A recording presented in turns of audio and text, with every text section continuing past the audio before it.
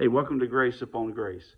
Have you ever listened to a sermon or did a Bible study where about halfway through you said, I'm not too sure about this, and there were more questions than answers? Something just didn't seem quite right.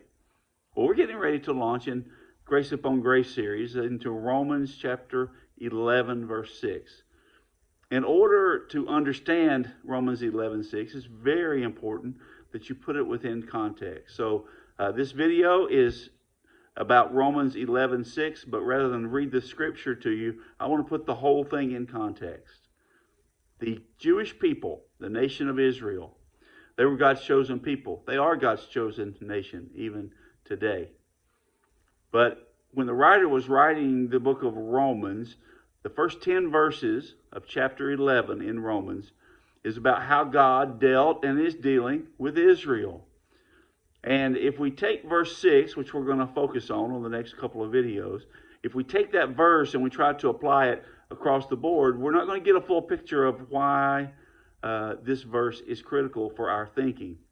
It's important for us to understand that the Jewish people, for hundreds of years, 1,500 years, they had been following the law.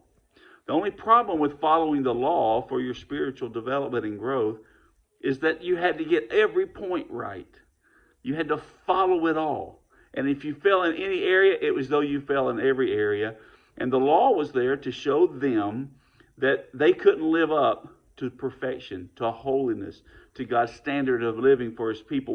We can see that it can't happen. Earlier in Romans, they described that in great detail, the first 3 chapters of Romans, which ended with, for all have sinned and come short of the glory of God.